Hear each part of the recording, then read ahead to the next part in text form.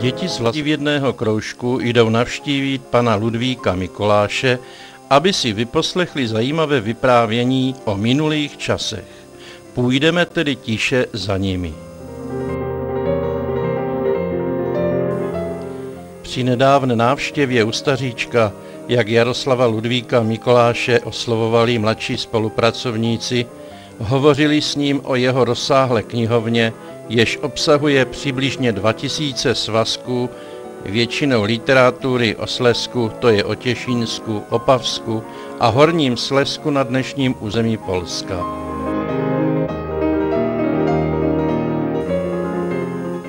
Musí to být vrozeno v člověku, který se tomu vedle svého životního povolání stále věnuje.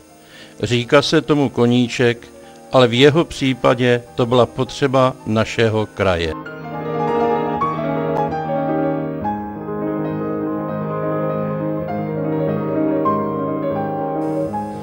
V roce 1909, kdy založili spolek Palackého v Raškovicích, nic jiného nebylo. Tehdy také shromážďovali materiál pro lidový časopis Beskydské besedy.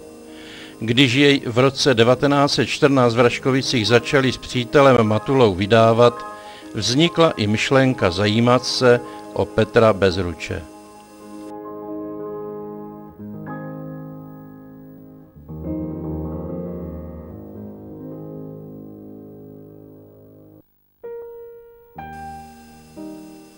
Poprvé se s Petrem Bezručem setkal v roce 1935 u příležitosti výstavy Bezručova kraje ve Frýdku. Zde ve Skalici na Záhoří tehdy vystavoval některé básníkovy výtisky. Přijeli tu za ním dva pánové, ale on je nepoznal. Asi za rok mu sdělil Josef Grus, pošťák z Brna, že byl u něho na návštěvě s Petrem Bezručem.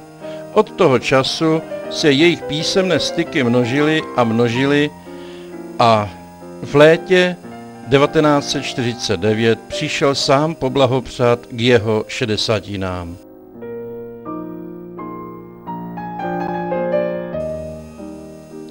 Mezi knihama nalezneme například knihu písní Slavíček rájský frýdeckého autora Jana Josefa Božana, vytištěnu roku 1719, a dalo by se zde najít mnoho starých slezských tisků, které nemá ani muzeum.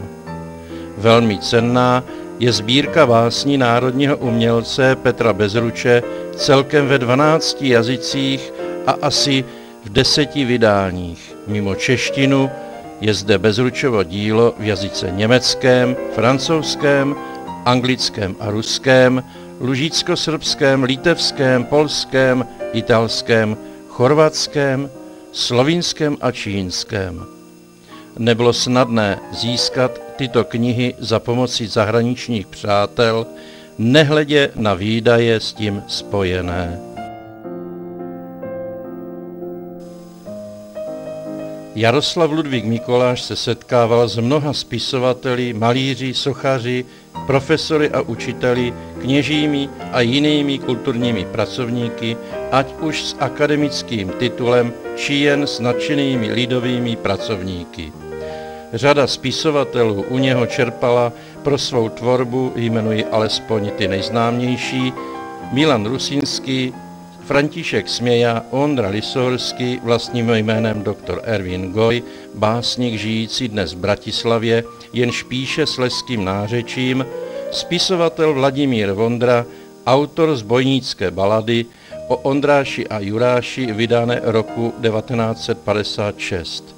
Pražský spisovatel Ferdinand Rudolf Vávra na základě bohatého Mikolášova archivu napsal román Posel úsvitu, vydaný v literárním družstvu Máj v roce 1949. To byl Jaroslav Ludvík Mikoláš.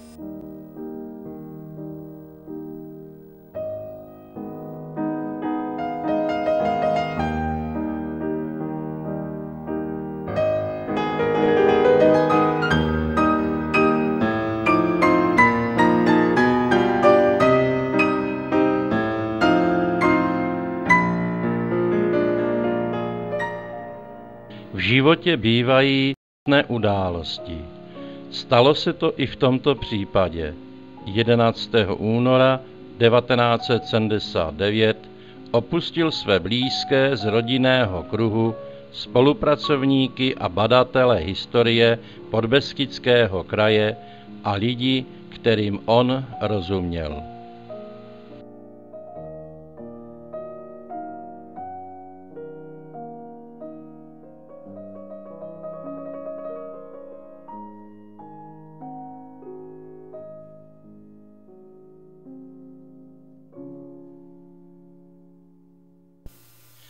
Jaroslav Ludvík Mikoláš zemřel.